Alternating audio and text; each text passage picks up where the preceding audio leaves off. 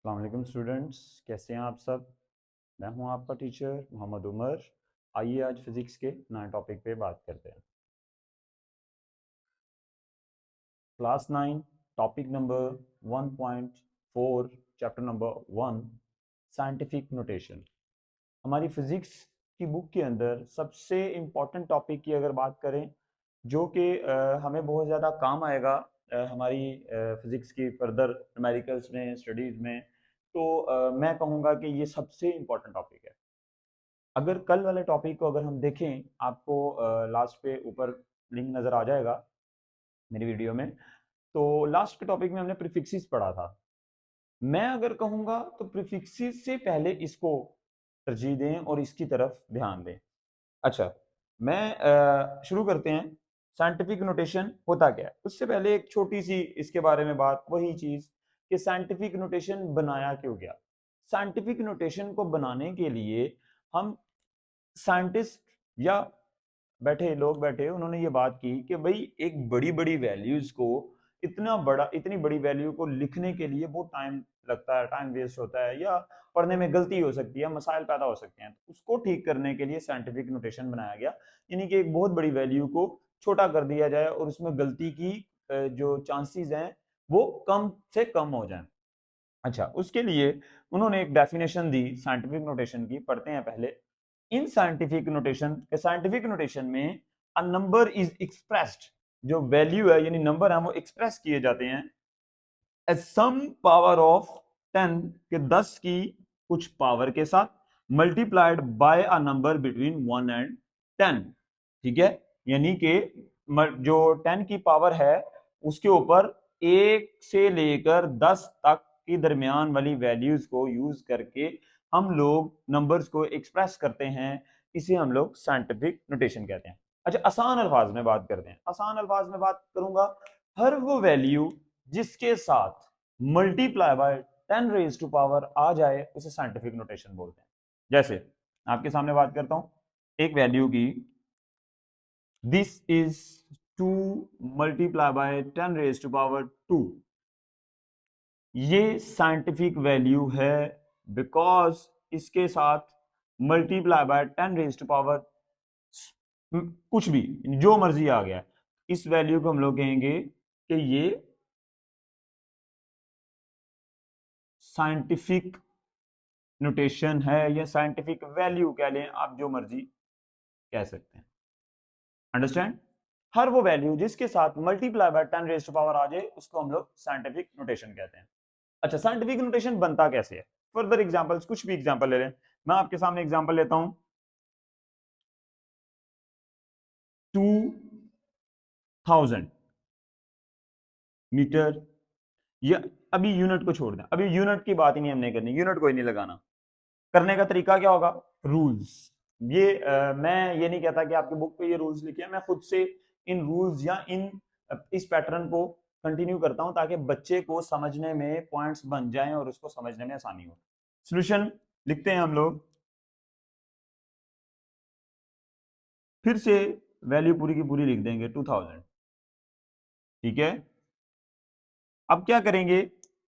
सबसे पहला जो काम होगा, पूरी वैल्यू के अंदर पॉइंट को तलाश करना होगा, पॉइंट कहां पर मौजूद है। अगर आपको पूरी वैल्यू में पॉइंट नहीं मिलता, कहीं पे भी पॉइंट नहीं मिलता, तो आप क्या करेंगे कि पॉइंट को ज्यूम कर लेंगे, या पॉइंट होता है कहां पर। ये मेरी कॉपी है, मैं अपनी कॉपी के सामने खड़ा हूं, आप भी अपनी कॉपी के सामने होंगे। आपकी कॉपी पे जो वैल्यू है, अगर पॉइंट कहीं पे मौजूद नहीं है तो सीधे हाथ वाली साइड के लास्ट पर पॉइंट मौजूद होगा। अंडरस्टैंड? सीधे हाथ वाली यानी ये जो हमारा राइट हैंड है, इसके लास्ट पर पॉइंट मौजूद होगा। ठीक हो गया? जैसे एक बात है कि हम किसी भी वैल्यू के साथ 1 नहीं लिखते। वो क्यों नहीं लिखते जी? क्योंकि 1 जो है वो मौजूद होता है। तो इसी तरीके से पॉइंट मौजूद है। अच्छा, अब दूसरा जो हमारा काम होगा, उस पॉइंट को मूव करना, उसको वहां से लेके आना। अब बात यहां पे फिर से एक सवाल पैदा होता है, कहां लेके जाएं? आपने हमेशा अपने जहन में एक ही बात रखनी है कि पॉइंट को हमेशा फर्स्ट नॉन जीरो डिजिट के सामने लेके जाना। नॉन जीरो डिजिट्स कौन से होते हैं? बात आ जाती है फिर से, देखें 1 to 9 1 से लेके 9 तक जितने डिजिट्स होते हैं उन्हें हम लोग कहते हैं नॉन जीरो। समझ आई? और जो जीरो होता है उसको ऑब्वियसली हम लोग जीरो ही बोलेंगे। ओके। अच्छा, नॉन जीरो डिजिट, जो फर्स्ट नॉन जीरो डिजिट होता है उसके सामने हमने अपने पॉइंट को मूव करना होता है। तो हम यहां से पॉइंट को मूव करेंगे और फर्स्ट नॉन जीरो डिजिट के सामने ले जाएंगे। फर्स्ट नॉन जीरो डिजिट ये है हमारा कि यहां से देखा हमने फर्स्ट नॉन जीरो डिजिट जो यहां से शुरू हो रहा है उसके सामने हम पॉइंट को ले जाएंगे। मैं लिखूंगा 2.0। देखें, जीरो लिखना जरूरी नहीं होते, जीरो काउंट हो जाते हैं। अगर आगे सारे के सारे जीरो हैं तो ना आप जीरो लिखें ना ही पॉइंट लगाएं, लेकिन अगर आपका दिल कर रहा है पॉइंट लगाने को तो आपने जीरो भी लगाना है, याद रखिएगा। ठीक है, मैं यहां पे ना पॉइंट लगाऊंगा ना जीरो लगाऊंगा, बट काउंट लाजमी करूंगा वैल्यूज को। और फिर जी multiply by 10 raise to power लिख देना। यहां तक काम हो गया। अब अगला पॉइंट होगा कि पॉइंट जहां से मूव हुआ है और जहां तक पॉइंट गया है उसके दरमियान जितनी वैल्यूज आ जाती हैं उन वैल्यूज को हम लोग काउंट करते हैं। जिसे 1 2 3, मैं यहां पावर लिख दूंगा 3। अब अगला पॉइंट क्या होगा कि ये पावर जो आई है ये पॉजिटिव होगी या नेगेटिव। अगेन ये मेरी कॉपी है, आपकी अपनी कॉपी होगी। अगर आपकी जो वैल्यू यानी कि पॉइंट है वो राइट साइड से मेरे सीधे हाथ से उल्टे हाथ की तरफ चला है, तो अगर राइट हैंड से पॉइंट राइट हैंड से लेफ्ट हैंड की तरफ आया है तो वैल्यू होगी पॉजिटिव। और अगर पॉइंट लेफ्ट हैंड से राइट हैंड की तरफ गया है तो यहां पे वैल्यू होगी नेगेटिव। ओके, समझ आ गई है सबको जी? तो यहां पे पॉइंट क्या हुआ है, राइट हैंड से लेफ्ट हैंड की तरफ मूव किया है, तो आपकी वैल्यू क्या होगी, पॉजिटिव होगी। ठीक हो गया, आपकी जो पावर होगी वो पॉजिटिव होगी। समझ आ गई? ओके। अब कोई नेगेटिव वैल्यू लेते हैं हम लोग, जैसा कि आप अपनी मर्जी से ले सकते हैं 0.006। पॉइंट को मूव करना पहली बात होती है।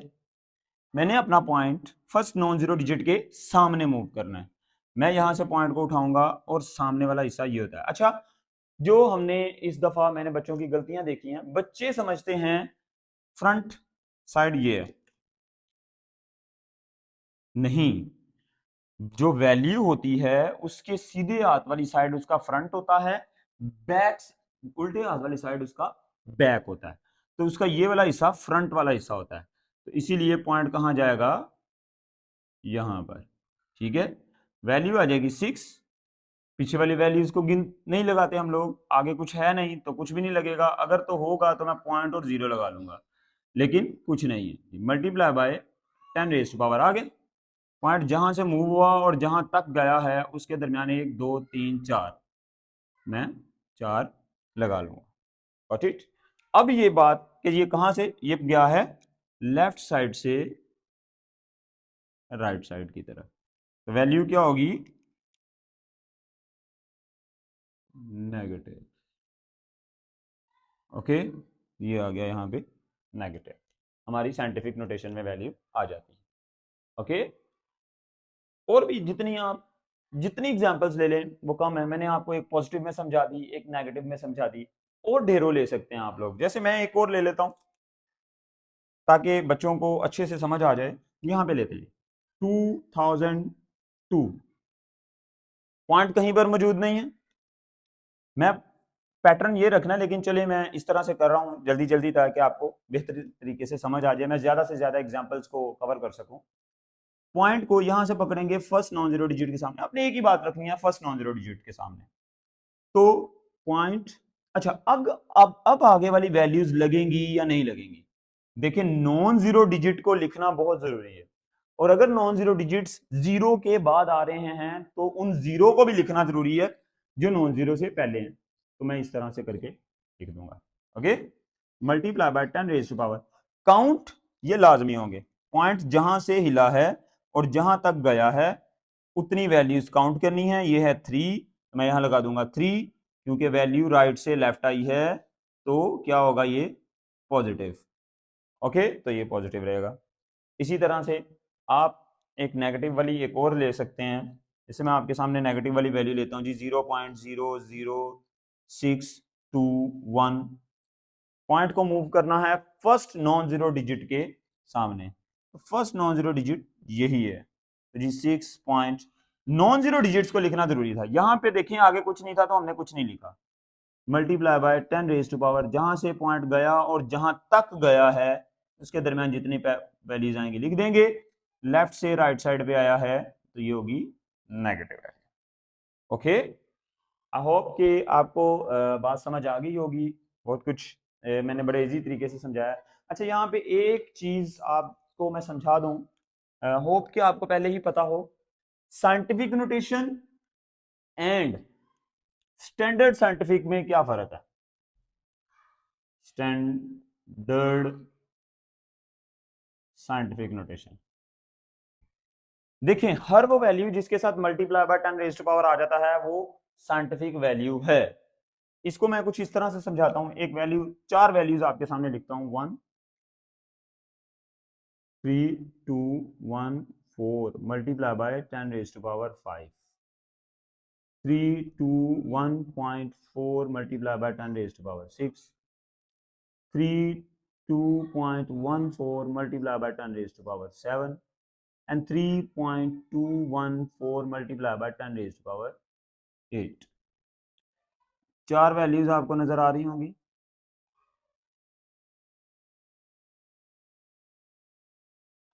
अच्छा, अब आपको नजर आ रहा, यहां पर सारी की सारी साइंटिफिक वैल्यूज हैं, सारी की सारी वैल्यूज साइंटिफिक हैं। आपको ये भी नजर आ रही है, ये भी आ रही है, और ये भी, और ये भी, ठीक है।